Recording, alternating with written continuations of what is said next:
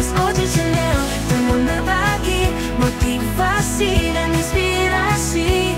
MOC, MOC. Jelas melanggar, jelas mengakibatkan kerugian triliunan. Ya semua unsur lah, terutama juga hakim-hakim ya, vonisnya jangan terlalu ringan lah. Rakyat di pinggir jalan ngerti, ngerampok triliunan, kalau triliunan ratusan triliun, vonisnya ya 50 tahun begitu kira-kira itu. Pengacara kondang Hotman Paris kemarin atau beberapa waktu yang lalu ketemu dengan Pak Prabowo. Dia langsung nemuin Pak Prabowo di Istana Negara. Apa yang dibicarakan kita nggak tahu. Tapi kalau melihat pernyataan Pak Prabowo akhir-akhir ini, kita ingin melihat bagaimana komitmen pemerintah Pak Prabowo memberantas korupsi ya. Yang belum lama kan kita lihat ada komentar Pak Prabowo terkait dengan vonisnya Harvey Muiz yang hanya divonis 6,5 tahun kalau nggak salah. Padahal korupsinya nilainya sekitar 300-an triliun ya, 300 triliun itu cukup besar dan vonisnya sangat ringan. Nah ini tentu menjadi tantangan buat para penegak hukum di Indonesia. Tantangannya adalah bagaimana agar keadilan hukum di Indonesia betul-betul ditegakkan.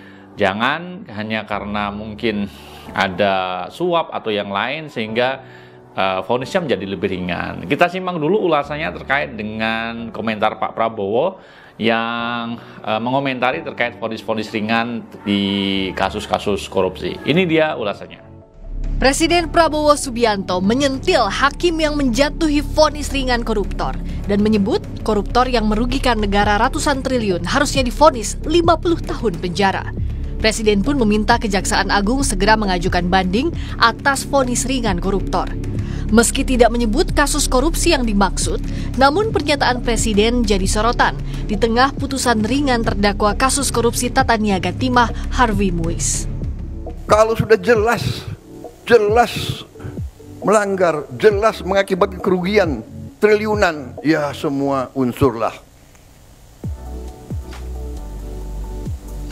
Terutama juga hakim-hakim ya, vonisnya jangan terlalu ringan lah.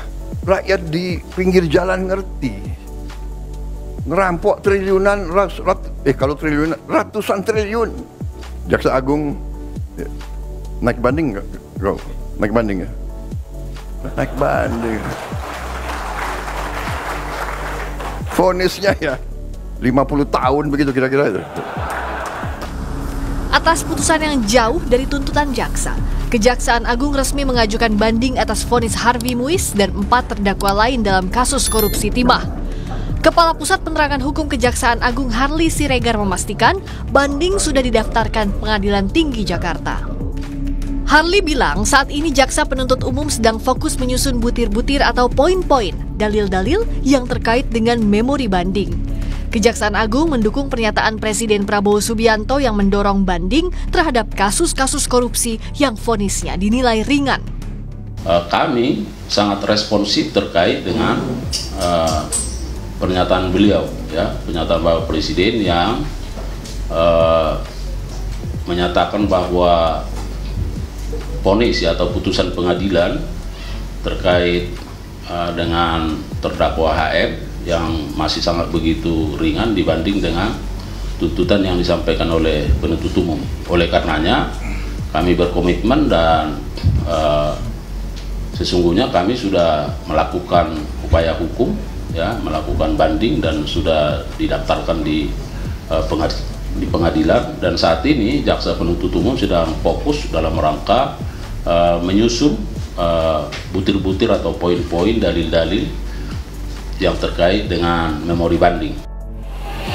Ya itu tadi teman-teman semuanya, bagaimana Pak Prabowo begitu sangat support terkait dengan pemberantasan korupsi. Para hakim itu kalau bisa vonisnya jangan ringan lah katanya ya.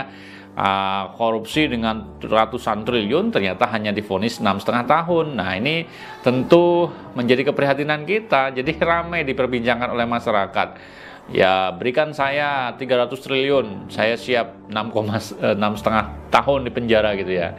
Dan kita masih menunggu bagaimana ke depan pemberantasan korupsi ini betul-betul menjadi agenda besar Pak Prabowo.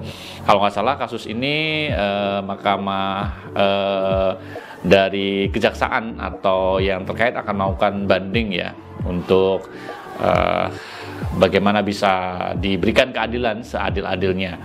Dan kita masih menunggu bagaimana pemberantasan korupsi di eranya Pak Prabowo dengan komitmen yang kuat. Saya kira nanti harus betul-betul diwujudkan keadilan yang seadil-adilnya terkait dengan vonis di kasus-kasus korupsi, suap dan sebagainya. Kita tunggu ya. Dan kalau bisa memang tantangannya bukan hanya sekedar kasus-kasus yang untuk masyarakat umum, tetapi mantan pejabat, para pejabat yang sekarang masih menjabat, kalau memang ada indikasi ya harus berani diperiksa begitu ya. Dan mungkin itu teman-teman semuanya sekilas ulasan terkait dengan komitmen Pak Prabowo menghadapi kasus-kasus korupsi. Bagaimana bisa memberantas korupsi? Tentu dengan komitmen pemimpin besarnya. Terima kasih kebersamaannya. Saya undur diri, saya mohon pamit. Sampai ketemu di lain kesempatan. Assalamualaikum warahmatullahi wabarakatuh.